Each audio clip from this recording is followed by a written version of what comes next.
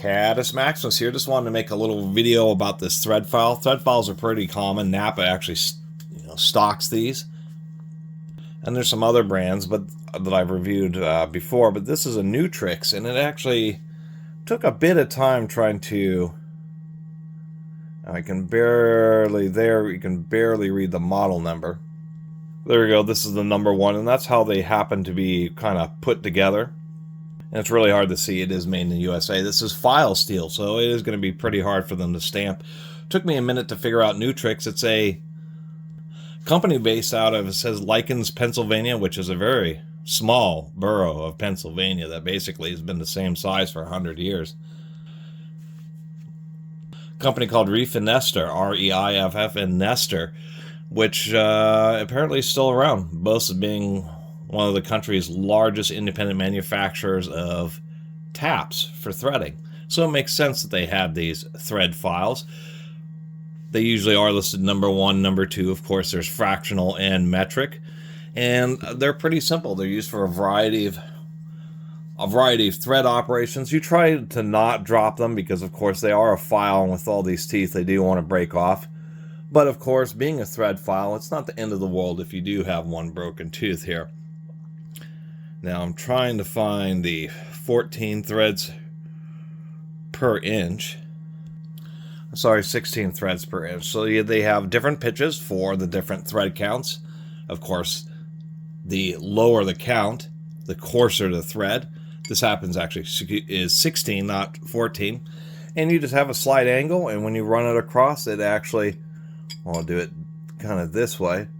It gets right in between those threads and drives down, not too deep. What these are designed to do is not actually cut new threads, but if you have a bolt that's been damaged or has dented threads, it's kind of difficult to fix those up. So what you do is you file, and it'll just remove some of the burrs that have come across. If you have bolts that are particularly rusty, besides wire brushing, you can use a thread file to go around the bolt and just clean up the threads, particularly if it's like a nut and then you have some rusted threads. You can clean up some of those rusted threads coming across. It is designed to be used in a push fashion, and that's all it is. It's as simple as that. It's just something to file away any burrs on threads and get rid of extreme, corrosion, so you can actually turn or release a nut on a fastener. Because, of course, due to the nature of thread files, they are kind of long and bulky, and there's quite a few situations where you're going to only be able to get at one portion of the fastener. So they're actually not that super common of an item. But they actually tend to be pretty cheap, like 10 bucks or something. And so they're handy to have. Now, looking online, people have also mentioned that thread files do have another place, which is, surprisingly enough, people say that they've used these for certain kinds of narrow filing operations, just because it is a very rigid square file and you can get into some pretty small areas and just use it as a normal kind of aggressive toothed file that actually removes a lot of material. I never really thought about that, but I could certainly imagine a couple situations I've been in where I could have used a real narrow profile file like this.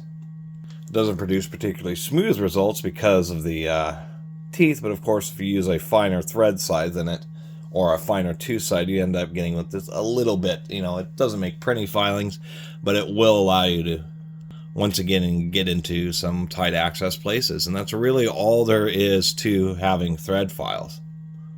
They really go along with having a thread chaser set.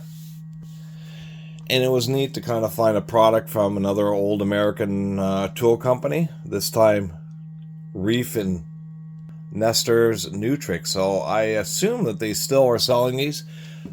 Reiff and Nestor doesn't sell directly. It's always suppliers that you get links to, or an opportunity to buy this company's products. But nonetheless, just thought it was an interesting brand from a company I've never really heard of before. When it comes to taps and dies, a lot of times it's like Cleveland and Hanson, but apparently the Reiff and Nestor taps and dies taps are particularly good quality. Anyway, not a lot else to say. Really appreciate everybody who's been watching. See you next time.